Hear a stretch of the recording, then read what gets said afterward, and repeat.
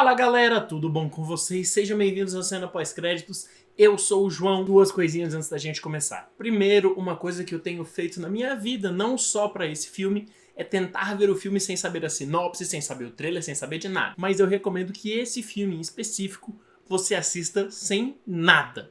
Tenta nem ver a sinopse que tá lá na Netflix, porque eu acho que ela fala muita coisa. E segundo, esse vídeo terá spoiler. Eu costumo fazer os vídeos sem spoiler, mas eu acho que para poder tratar de uma análise desse filme mais profunda, eu preciso trazer elementos da trama e falar sobre suas alegorias. Vai lá, assiste o filme, depois volta aqui e confere o vídeo. Fechou? O Poço é um filme de suspense e terror espanhol dirigido pelo Galder Urrutia. Eu acho que assim se pronuncia, né? Enfim, que estreou na Netflix agora em 2020. O longa se passa em uma prisão em formato de torre com incontáveis andares, chamados níveis, nos quais em cada um estão dois presos que são alimentados por uma única plataforma que vai do topo ao fundo. Ou seja, quem está embaixo come apenas os restos daqueles acima.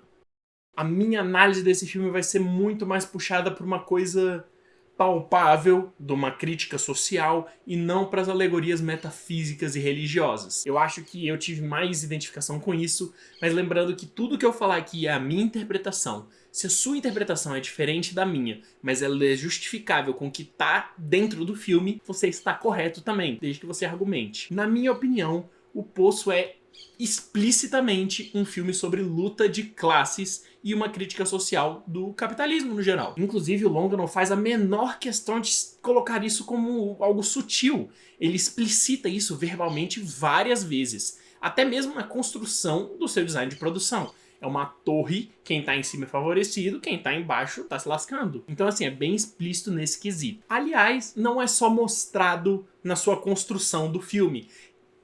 Essa raiva com outras classes, com tudo isso, é muito expresso nos diálogos do filme. Os personagens verbalizam isso constantemente. É você culpando quem está acima, você não liga pra quem tá embaixo, o cara de baixo que se lasque, porque o que importa sou eu, mas eu aceito qualquer migalha que vem lá de cima. Ou até mesmo quando ele usa de uma caracterização exagerada para representar alguém que seria uma pessoa de classe média padrão, num cenário exagerado cartunesco. E aí eu tô falando do colega de cela do nosso protagonista. O nome dele é Trimagazi, e por que eu digo que ele é uma representação do que o diretor acredita que é a pessoa de classe média normal? Porque no primeiro momento que o nosso protagonista, o Goren, fala de solidariedade, de dividir com os outros, ele é taxado de comunista. O cara matou um imigrante, mas a culpa é desses imigrantes. Então ele é uma representação exagerada, tudo junto no mesmo personagem do que o diretor acredita que é uma pessoa de classe média que tende à direita. Ele também ignora completamente a barbárie, as pessoas se matando no andar de baixo. De acordo com a minha interpretação do que o longa quis dizer,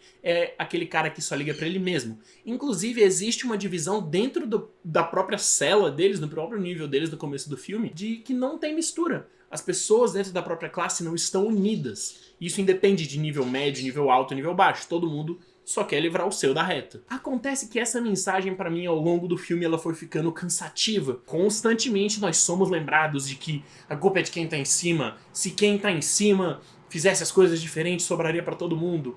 E o filme fala isso uma vez, o filme fala isso duas vezes, ele te mostrar isso várias vezes, tudo bem. Mas o fato dele precisar trazer verbalmente tudo isso acaba deixando o filme cansativo, ainda que ele não tenha nem 1h40. E para não dizer que eu não falei, eu vou citar uma coisa, um problema que eu tive com as alegorias religiosas do filme. Elas são completamente jogadas no terceiro ato, que pra mim é o grande problema desse filme, é o terceiro ato, eu já vou entrar mais em detalhes. O filme se acha muito inteligente, muito pretensioso de fazer associação, chamar o Goren continuamente de Messias, ele alucinando, você acha que você é o Messias? Pra no final do filme ele fazer um sacrifício messiânico, ele aceita a sua morte pra salvar os outros. Então assim, tem nada de inteligente, de uau, porque o filme repetiu isso, verbalizou isso várias vezes ao longo dele. Então eu senti que o filme é muito pretensioso. Acho que as mensagens trazidas pelo filme são interessantes, ele traz bem várias alegorias, mas ele quis colocar coisa demais quando não precisava. Então o filme fica bagunçado e cansativo. E falando em bagunça e cansaço, o terceiro ato desse filme, pra mim, é um caos completo. Ele não combina em termos de tom e ritmo com o resto do filme.